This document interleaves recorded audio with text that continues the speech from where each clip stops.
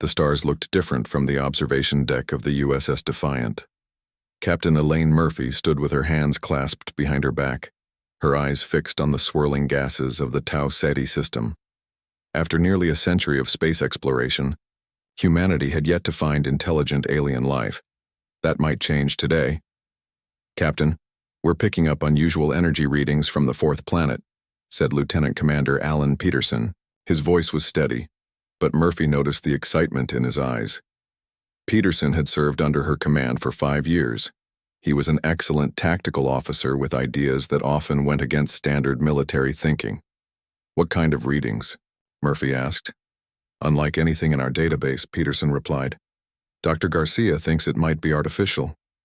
Murphy nodded. "Tell Susan to meet me in the briefing room. Bring Frank and Olivia, too." 10 minutes later, Murphy sat at the head of the table with her key staff. Dr. Susan Garcia, the ship's xenobiologist, displayed 3-dimensional images of the energy signature above the table. "These patterns show signs of intelligent design," Garcia explained, pointing to recurring sequences in the data. "They're too ordered to be natural." Chief Engineer Frank Holloway leaned forward, his weathered face creased in concentration. "The energy output is massive. Whatever made this was using technology well beyond our own." "Is it a signal?" Murphy asked. "Are they trying to communicate?" Olivia Daniels, the ship's communications officer, shook her head. "I don't think so, Captain. It doesn't repeat like a beacon. It's more like the afterglow of something that happened long ago." Murphy made her decision quickly. "We need to get closer. Frank, prepare the ship for planetary approach. Susan, I want your team ready to collect samples. Alan, keep our defensive systems on standby, but passive only. We're not looking for a fight." The Defiant moved slowly toward the fourth planet of Tau Ceti. As they entered orbit, the crew fell silent. Below them lay the unmistakable remains of a civilization. Vast cities stretched across the surface, their structures broken and burned. "My God," whispered Garcia. "They're all gone." Murphy felt a chill run down her spine. "How long ago did this happen?" Garcia studied her readings. "Based on decay rates, maybe 20 Earth years. Not long at all." "Captain," Olivia called from her station, her voice tight with alarm. "We're picking up new signals, multiple objects approaching at high speed from beyond the system's edge." Peterson moved to his tactical display. "Confirmed. At least 50 vessels, much larger than the Defiant. Their approach pattern suggests military formation." "Are they from Earth?" Murphy asked, though she already knew the answer. "Negative," Peterson replied. "Unknown design. They're accelerating." Murphy straightened her uniform. "Yellow alert. Raise shields but keep weapons powered down. Olivia, prepare to broadcast standard first contact messages on all frequencies." The view screen at the front of the bridge activated, showing the approaching ships. They moved with perfect coordination, their hulls dark against the stars. Each vessel was at least 3 times the size of the Defiant, with sharp angles that reminded Murphy of ancient Earth predators. "They're beautiful," Garcia said softly. "And there are a lot of them," Holloway added. "I count over 200 now." Peterson looked up from his station. "Captain, they're scanning us. Very powerful scans. They're cutting right through our outer shields." "Olivia, are they responding to our messages?" Murphy asked. "Nothing yet, Captain." Olivia's fingers moved quickly over her controls. "Wait, we're receiving something now."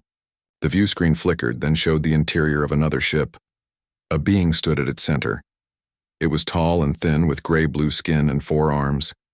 Its face held 6 eyes arranged in a circle. When it spoke, its voice was deep and resonant. "I am Supreme War Leader Zextar of the Kirvala Dominion. You trespass in claimed territory and examine our conquest.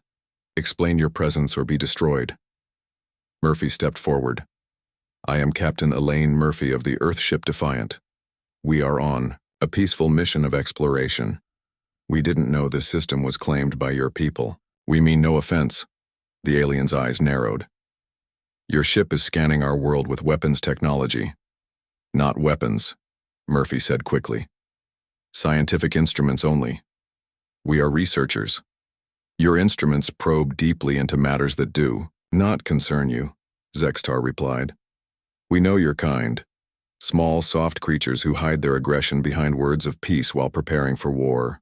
On her private channel, Peterson whispered, Captain, more ships arriving. I count over 500 now. Murphy tried again. Supreme War Leader, there appears to be a misunderstanding. We truly come in peace. Perhaps we could meet in person to discuss. Enough, Zextar interrupted. Your scanning devices have already gathered restricted information. Your ship's power core matches the signature of weapons that have been used against the Dominion before. You will surrender your vessel and submit to questioning. Murphy looked to Peterson, who shook his head slightly. His message was clear. Surrendering to an unknown alien force would violate their most basic protocols. We cannot surrender our ship, Murphy said firmly. But we will leave your territory immediately and report to our leaders that this system is claimed by the Kirvala. Zextar made a sharp gesture with his upper right arm. You have chosen destruction. The screen went dark. Red alert, Murphy called. Evasive maneuvers. Frank, get us out of here. The Defiant lurched as enemy weapons fire struck its shields. Peterson called out damage reports while Holloway worked frantically at his station. They've locked onto our engines, Peterson warned. Their weapons are unlike anything I've seen. Murphy gripped the arms of her command chair. Options? Holloway looked up. There's an unusual spatial distortion at bearing 121 Mark 38. It might be a wormhole. Unstable, but we could make it through. Better than staying here, Murphy decided. Set course. The Defiant turned sharply, taking more hits as it raced toward the distortion. The ship shuddered violently. Shields at 30%, Peterson reported. Hull breaches on decks 3 and 4. Almost there, Holloway said, his voice strained. The wormhole is destabilizing. We'll have one chance. Murphy watched the view screen as thousands of enemy ships appeared, filling the space around them. A massive fleet, more vessels than humanity had ever built, all focused on destroying the Defiant. Now, Frank, Murphy ordered. The Defiant plunged into the swirling energy of the wormhole. The ship spun wildly, systems failing across all decks. The last thing Murphy saw before losing consciousness was the wormhole collapsing behind them, cutting off the pursuing Kirvala ships. When she awoke hours later in the medical bay, her first question was, did any of them follow us? Dr. Garcia shook her head. No, but Captain, we have no idea where we are, and the ship is badly damaged. Murphy closed her eyes briefly. So we're lost, but alive. For now, Garcia agreed. But there's something else you should know. Before the wormhole collapsed, we detected a transmission from the Kirvala fleet. They've set course for Earth. They think we attacked them. Murphy pushed herself up despite the pain. Then we need to find our way home before they do. 6 months passed. The Defiant limped through unknown space, its crew working day and night to repair critical systems. Captain Murphy spent hours studying star charts, trying to find a path back to Earth. One morning, as she sat in the damaged bridge looking at unfamiliar constellations, Engineer Holloway rushed in. Captain, we did it, he said, his face showing rare excitement beneath several months of beard growth. We fixed the long-range communication array. Murphy stood up quickly. Can we reach Earth? Better, Holloway replied. We can get home. I've managed to restart the warp drive. We won't be fast, but we'll get there. 3 weeks later, the Defiant arrived at the edge of Earth's solar system. The ship moved slowly past Neptune, its hull scarred from battle. Murphy ordered Olivia to send messages ahead but received no response from Earth. The silence worried her. Something's wrong, Peterson said, standing beside her chair. Earth defense should have picked us up by now. As they approached the moon, a squad of patrol ships suddenly surrounded them, weapons ready. A stern voice came through the speakers. Unknown vessel, you have entered restricted Earth space. Identify yourself immediately. Murphy stepped forward. This is Captain Elaine Murphy of the USS Defiant. We've been missing for over 6 months. Please connect me to Admiral Winston. There was a long pause before the voice responded. Stand by for escort to lunar base. The Admiral wants to see you right away." The lunar base looked different. More ships filled the docks, and military personnel rushed through the hallways. Murphy and her senior officers were led directly to a large war room where Admiral Carol Winston stood before a massive display showing thousands of red dots approaching Earth. Admiral Winston was a tall woman with short gray hair and eyes that missed nothing. She turned when Murphy entered, her face showing relief mixed with worry.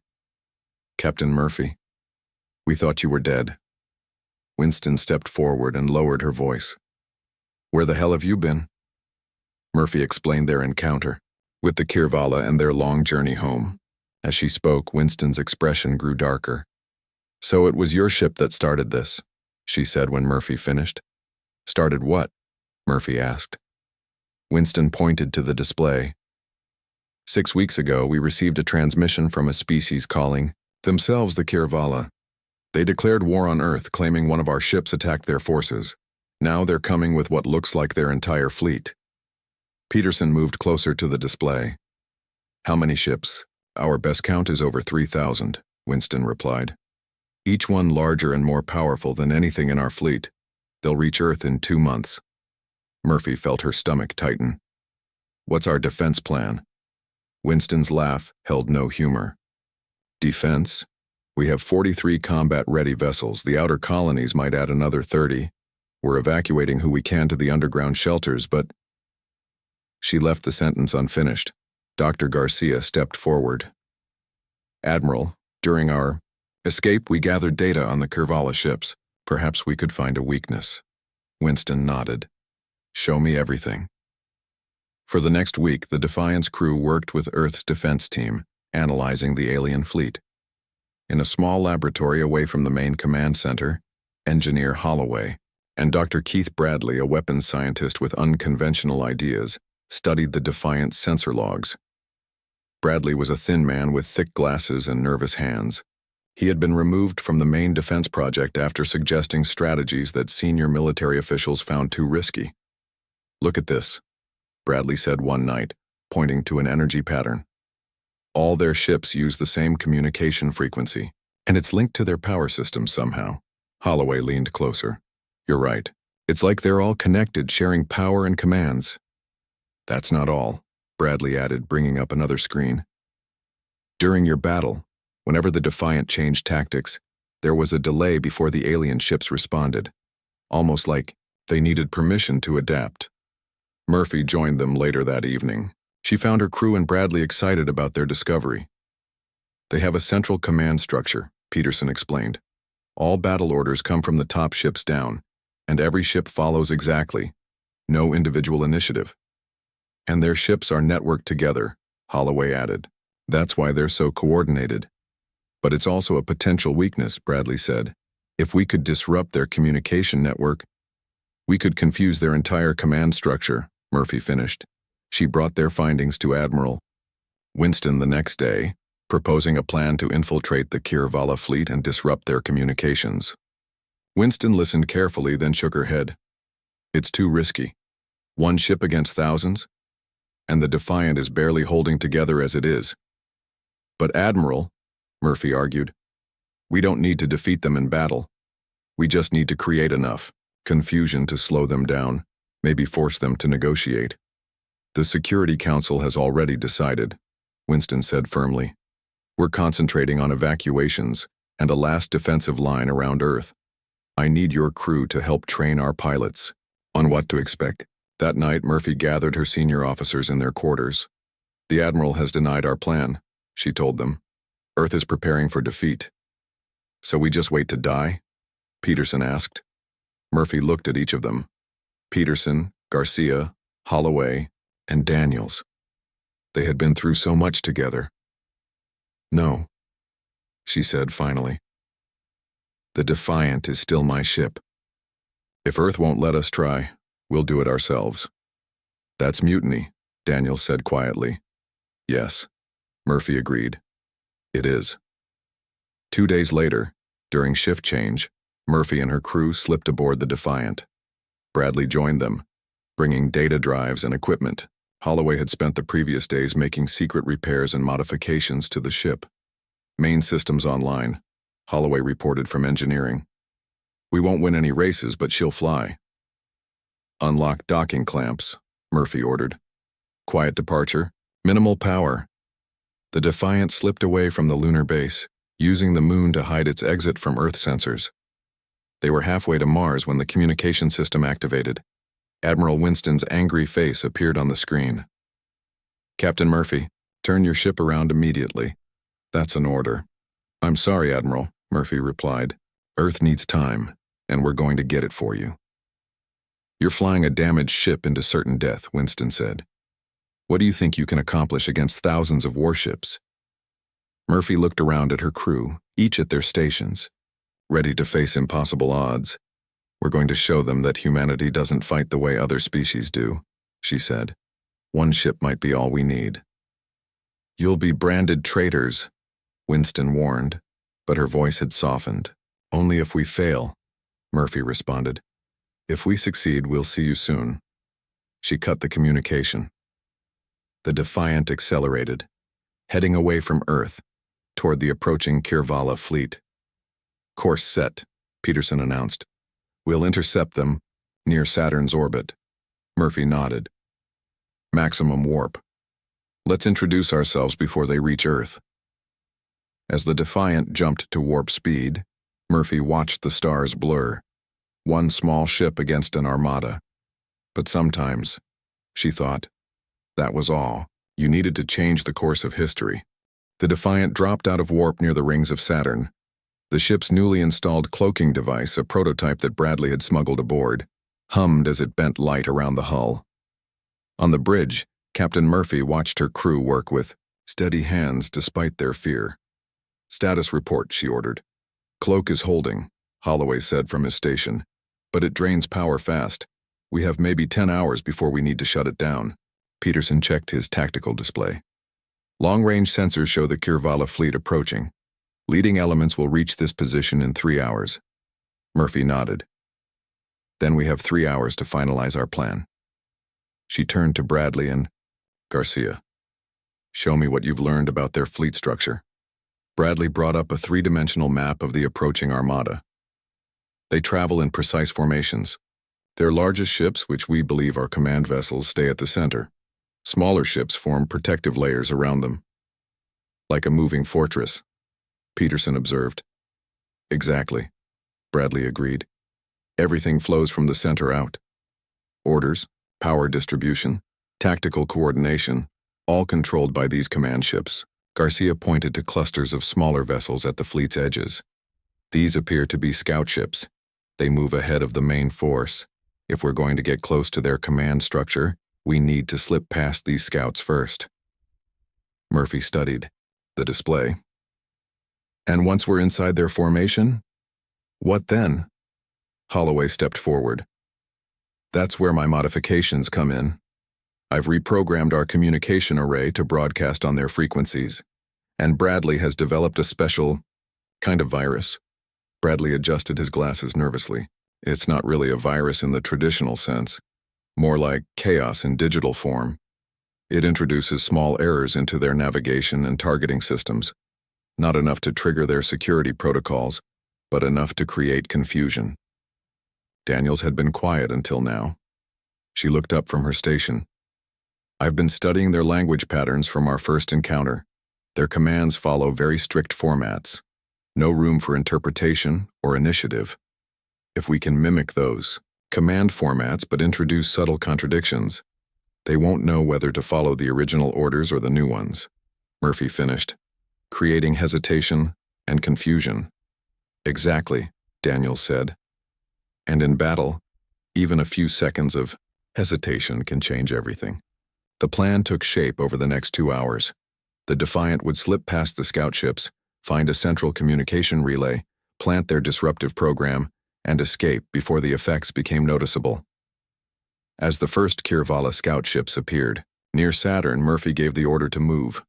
The Defiant glided silently between the massive rings using the ice and rock fragments as additional cover. They're scanning the area, Peterson warned. Standard sweep pattern, very predictable. Use that predictability, Murphy instructed. Time our movements between their scan cycles. The Defiant slipped between two scout vessels, close enough to see details of their strange, angular hulls. The scout ships continued their patrol, unaware of the human vessel hiding in their midst. Hour by hour, the main Kirvala fleet approached. Thousands of warships moved in perfect formation, their massive engines pushing them toward Earth. The Defiant drifted deeper into their ranks, staying in the shadows of larger vessels. There, Bradley pointed to a massive structure at the heart of the fleet. That must be their central command and repair station. All communication signals are routing through it. Murphy studied the station. It was huge, easily 10 times the size of Earth's largest space station. Hundreds of Kirvala ships surrounded it, docking, refueling, and receiving orders. "How do we get aboard?" Peterson asked. Garcia had an answer. "During our first encounter, I noticed their ships dock using standardized airlocks. If we can modify one of ours to match their dimensions, we could pretend to be a damaged scout ship returning for repairs," Murphy concluded. "Holloway, can you alter our airlock's appearance?" "Given a few hours, yes," the engineer replied. "But Captain, that would require dropping our cloak." Murphy made a quick decision. "Find us a hiding spot near one of their larger vessels. We'll power down everything except life support and make the modifications." The Defiant tucked itself behind a massive Kirvala cruiser undergoing repairs. With the cloak disabled, the crew worked quickly to disguise their airlock and create fake damage patterns on the visible parts of their hull. "Ready, Captain?" Holloway reported 6 hours later. "We won't fool them for long, but it might get us docked." Murphy addressed her team. "Once we're connected to their station, Bradley and I will go aboard with Peterson for protection. Holloway will maintain our disguise, and Daniels will monitor their communications. If anything goes wrong, don't wait for us. Get the ship out and back to Earth with whatever information you have." The Defiant approached the station, engines deliberately sputtering to suggest damage. Daniels sent a distress signal using the Kirvala formats she had decoded. "They're responding," she reported, surprise in her voice. "Directing us to Docking Bay 47. The station grew larger in their view screen. Hundreds of alien ships moved around it, following precise flight paths. None seemed to pay special attention to the small damaged vessel approaching. "They're so confident in their superiority that they're not looking closely," Peterson observed. "Arrogance might be another weakness." The Defiant docked with a solid thunk. For a moment, everyone held their breath, waiting for alarms or challenges. None came. Murphy, Peterson, and Bradley put on environmental suits modified to resemble Kirvala, maintenance workers. The disguises wouldn't hold up to close inspection but might let them move through service corridors unnoticed. "Remember," Murphy told Holloway and Daniels, 12 hours. If we're not back, leave without us." The three humans entered the massive alien station. Service tunnels stretched in all directions, filled with machinery unlike anything they had seen before. Using Bradley's scanner to guide them, they moved toward the central communication hub. "This place is enormous," Bradley whispered. "And look at these power conduits. The energy flowing through here could power all of Earth for years." They passed chambers filled with strange artifacts and specimens from what appeared to be dozens of conquered worlds. In one room, Garcia stopped suddenly, pointing to a containment field holding what looked like a human-shaped being. "That's not human," Peterson said, "but it's close. They've encountered humanoid species before, which means they may have developed tactics against beings like us," Murphy realized. "We need to be even more unpredictable." They continued deeper into the station. Twice they had to hide as Kirvala maintenance crews passed by. Once Peterson nearly came face to face with a warrior in full armor. The alien paused as if sensing something unusual, but then continued on its patrol route without investigating. "They really don't deviate from their assigned tasks," Peterson observed after the close call. "No curiosity." Finally, they reached a massive chamber filled with glowing terminals and pulsing energy cores. "This is it," Bradley said, checking his scanner. "The central communication relay. From here they coordinate their entire fleet." Murphy looked at the complex alien technology. "Can you access it?" Bradley nodded, pulling out a small device he had built. "Give me 5 minutes." As Bradley worked, Peterson stood guard. Murphy circled the chamber, studying the alien technology. On one screen, she saw images of Earth, detailed scans of defense installations and population centers. The Kirvala had been watching humanity for some time. "Almost done," Bradley whispered. Suddenly, a door on the far side of the chamber slid open. A Kirvala officer stepped in, froze at the sight of the humans, then reached for a weapon. Peterson moved without hesitation. Instead of firing his own weapon, he lunged forward, in a zigzag pattern that seemed to confuse the alien. The Kirvala soldier fired, but Peterson was already elsewhere, moving unpredictably. Before the alien could adjust, Peterson tackled it to the ground. The fight was brief and silent. The Kirvala warrior, for all its strength and training, couldn't adapt to Peterson's unpredictable fighting style. Within moments, the alien lay unconscious. "Done," Bradley announced, connecting his device to the alien console.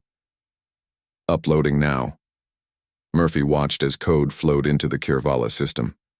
Nothing visible changed, but she knew the subtle chaos had begun spreading through the fleet's communication network. "Time to go," she said, "before more guards arrive." Murphy, Peterson, and Bradley hurried through the alien station's corridors. Alarms had not yet sounded, but they knew it was only a matter of time before someone discovered the unconscious guard or noticed the intrusion into the communication system. "How long until our program takes effect?" Murphy asked as they ducked into a maintenance shaft to avoid a patrol. "It's already working," Bradley replied, checking a small device that monitored the Kirvala network. "The errors are subtle at first, ships receiving slightly altered coordinates, targeting systems getting wrong identification codes. It will build slowly, but spread exponentially." They reached the airlock where the Defiant waited. Holloway opened the door from inside, his face tight with worry. "You're cutting it close," he said. "We've got company outside. 2 repair vessels have taken position near us. I think they're becoming suspicious." Murphy moved quickly to the bridge. "Status report." "The station is beginning to scan us," Daniels reported from her console. "I think they've noticed our airlock. Doesn't quite match their specifications." "Time to leave," Murphy decided. "Disconnect from the station. Full power to engines." The Defiant pulled away from the docking port. Immediately, the station's external lights shifted to red. "They're onto us," Peterson said, sliding into his tactical station. "Defense turrets are activating." "Evasive maneuvers," Murphy ordered. "Stay close to their own ships. They won't risk firing with their vessels in the line of fire." Holloway pushed the engines to their limit. The Defiant darted between massive Kirvala warships, using them as shields against the station's weapons. "Multiple ships are powering up," Peterson warned. "They're moving to block our escape." Murphy studied the tactical display. "Their formations are still perfect, too perfect." A plan formed in her mind. "Holloway, take us directly toward that?" "Group of destroyers ahead, Captain?" Holloway questioned. "Trust me, full speed."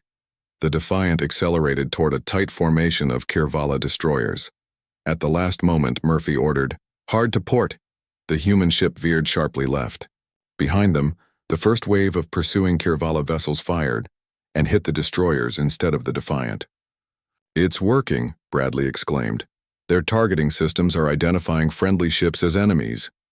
The destroyers, hit unexpectedly by their own allies, returned fire automatically. Within seconds, a dozen Kirvala ships were firing on each other, their precise formation dissolving into chaos. "The virus is spreading faster than I expected," Bradley said, watching his monitor. "Each time they fire or communicate, more errors enter their system." Murphy saw an opportunity. "Let's accelerate the effect. Peterson, plot a course that takes us through as many of their formations as possible. Daniels, broadcast random Kirvala command codes on their frequencies." The Defiant zigzagged through the alien fleet, darting between ship groups like a fish among sharks. Each pass triggered more confusion. Alien vessels, receiving contradictory identification signals, fired on each other or moved to block ships they perceived as enemies. "This is incredible," Garcia said, watching from her station. "Their entire command structure is unraveling." On the view screen, They could see hundreds of Kirvala ships now firing on each other. The perfect formations had broken down, with the vessels moving erratically, trying to evade friendly fire. "It's spreading to their command ships," Bradley reported. "The largest vessels are sending override codes, but our virus is making those look like attack orders to some ships." As the Defiant passed near a massive Kirvala battleship, a violent explosion rocked the human vessel. Warning lights flashed across the bridge. "Direct hit to our port engine," Holloway called out. "We're losing power." "Reroute all non-essential systems," Murphy ordered. "Keep us moving." Peterson shook his head. "Two more destroyer groups moving. To intercept. We can't outrun them with damaged engines." Murphy looked at the tactical display. The path to escape the fleet was blocked by dozens of ships, but inside the fleet the chaos was growing by the minute. "We don't run," she decided. "We go deeper." "Deeper?" Peterson questioned. "Captain, that's suicide." "No, it's strategy," Murphy replied. "The more confused they are, the safer we are. Their command structure is breaking down. We can use that." The Defiant turned back toward the heart of the Kirvala fleet. All around them, alien ships fired on one another, their communication systems filled with contradictory orders and false information. For an hour, the human ship wove through the growing chaos, occasionally taking hits but causing far more damage by its presence. The Kirvala's own weapons did more harm to their fleet than the Defiant could ever have done alone. "Power levels critical," Holloway reported eventually. "Engine 2 is failing. We can't keep this up much longer." Murphy nodded grimly. "We've done what we came to do. Set course for the edge of the fleet. Let's get back to Earth with news of what's happening here." But as the Defiant turned toward open space, a massive explosion nearby sent debris slamming into the ship. The bridge lights flickered and went out, replaced by dim emergency lighting. "Main power gone," Holloway reported. "We're operating on emergency reserves only." "Can we reach warp speed?" Murphy asked. Holloway shook his head. "Both. Warp engines are offline. We're dead in space." The crew fell silent. Through the view screen they could see the ongoing battle between Kirvala ships. Their plan had worked better than they'd hoped. Hundreds, perhaps thousands of alien vessels were now targeting each other. But in the process, the Defiant had been crippled. "At least we completed the mission," Peterson said quietly. "Earth will have a chance now." "We're not finished yet," Murphy insisted. "Holloway, how long to get basic power restored?" "Hours, maybe days," the engineer replied. "And that's if we don't take any more hits." As if in answer, the ship rocked again as debris from a nearby battle struck the hull. "We need to find cover," Garcia suggested. "Somewhere to hide while we make repairs." Murphy scanned the tactical display. "There." She pointed to a dense debris field created by the destruction of several large Kirvala ships. "We can use that for cover." Using the last of their maneuvering power, Holloway guided the damaged Defiant into the debris field. Hidden among the wreckage of destroyed alien vessels, they powered down all remaining systems except life support. "Now, we wait," Murphy said, "and hope the chaos we've started gives us time to repair the ship." Through the view screen, they watched as more and more Kirvala ships fired upon each other. What had begun as small targeting errors had cascaded into a full-scale battle within their own fleet. "I never expected it to work this well," Bradley admitted, watching the destruction in awe. "It's not their technology that failed them," Daniels observed. "It's their inability to adapt. They can't handle unexpected situations." As the crew began emergency repairs, a new alert sounded on Peterson's panel. "Captain," he called, his voice tense. "Long-range sensors are picking up a massive energy signature approaching. It's larger than anything we've seen yet." On the edge of the debris field, a giant ship appeared, easily 5 times the size of any other Kirvala vessel. Its design was similar but more elaborate, with glowing symbols along its hull. "That must be their supreme command ship," Bradley whispered. Murphy stared at the enormous vessel. "Looks like the boss has arrived to restore order." The massive ship moved slowly through the chaotic battlefield, other vessels ceasing fire as it passed. Whatever confusion the Defiant had created, this new arrival seemed able to overcome it. "They're isolating our virus," Bradley said, checking his instruments. Cutting off infected ships from the network. They're adapting. Murphy watched. As the giant ship approached their hiding place, a sense of dread growing inside her. They had struck a powerful blow against the Kirvala fleet. But now they were trapped. A powerless ship facing the enemy's supreme commander. They're scanning the debris field, Peterson warned. They'll find us soon. Murphy straightened her uniform and took a deep breath. Prepare for contact. One way or another, we're about to meet their leader. The massive Kirvala command ship hovered over the debris field where the Defiant hid. Its powerful scanners swept through the wreckage, inch by inch. Inside the damaged human vessel, Murphy and her crew worked frantically to restore basic power. They'll find us in minutes, Peterson warned, watching the scanner readings. Murphy nodded. Holloway, what's our status? Emergency power only, the engineer replied. No weapons, no engines, barely enough life support. A harsh noise filled the bridge as the Defiant was caught in a tractor beam. The ship rose slowly from its hiding place, pulled inexorably toward the massive alien vessel. They've got us, Garcia said. Murphy straightened her uniform. Then we face them directly. Everyone remember. They think logically, predictably. Our advantage is that we don't. The Defiant was drawn into an enormous docking bay within the command ship. Through the view screen they saw hundreds of Kirvala warriors in formation, weapons ready.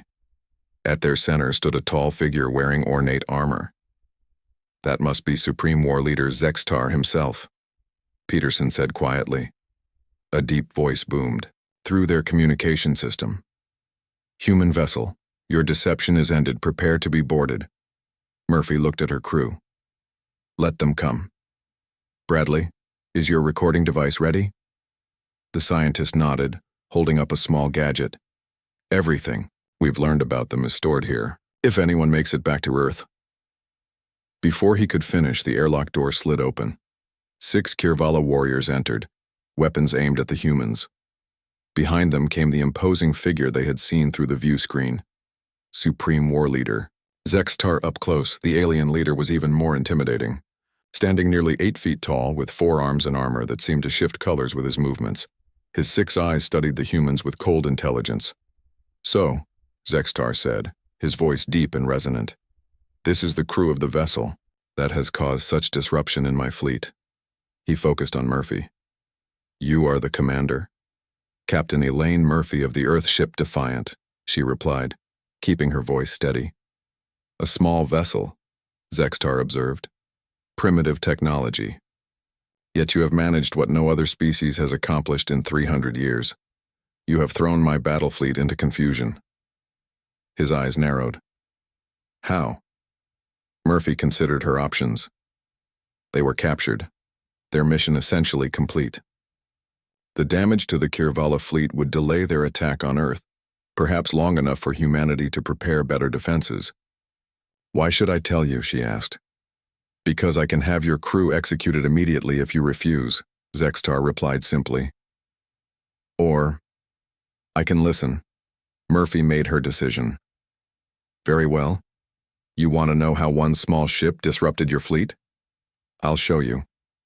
She nodded to Bradley, who activated a small screen showing recordings of the Kirvala ships firing on each other.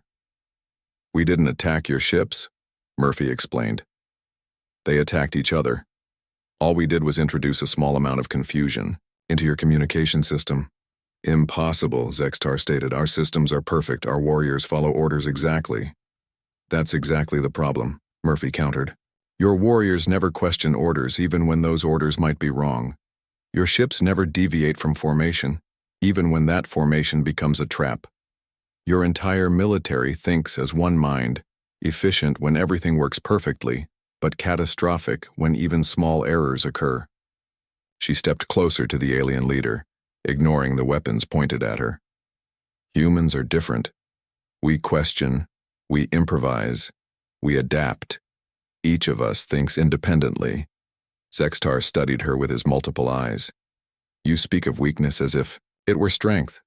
It is strength, Murphy insisted. Look at your fleet now. We didn't defeat your ships, they defeated themselves because they couldn't adapt to unexpected situations. Bradley stepped forward carefully. We analyzed your communication protocols. Your entire fleet operates on a synchronized system. Very efficient, but one small change cascades throughout the network. You introduced these changes? Zextar asked. Bradley nodded. A virus. But it wouldn't have worked if your ships questioned strange orders or verified their targets independently. For a long moment, Zextar was silent, his alien face unreadable. Then, surprisingly, he dismissed his guards with a gesture. When they had left the bridge, he turned back to Murphy. 342 conquest campaigns, he said. That is my record. No failures, no defeats. Until today. There was something like respect in his voice. I have conquered species with superior numbers, superior weapons, superior defenses. None thought as you do. Murphy saw an opportunity. Then perhaps conquest isn't the answer this time. Perhaps there's another way for our species to interact. Before Zextar could respond, Peterson called from his station. Captain, long-range sensors are active again. Multiple ships approaching. Earth signatures. The view screen flickered to life, showing a fleet of human vessels approaching the area. At their head was a familiar ship. Admiral Winston's flagship. It seems your people have come for you, Zextar observed. A rescue mission? Against thousands of my warships? More of this. Human thinking? Murphy smiled slightly. Exactly. No logical species would attempt it.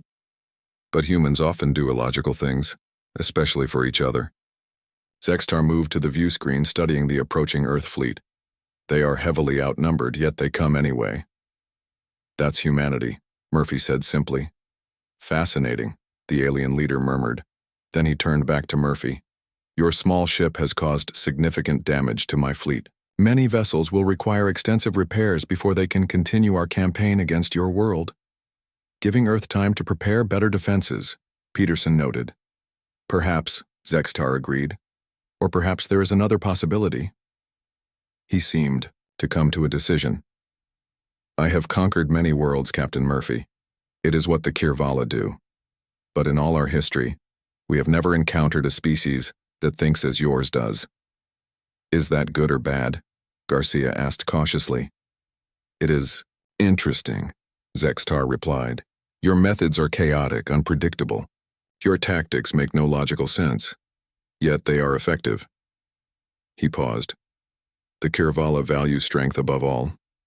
Today your tiny vessel demonstrated a kind of strength we have not encountered before.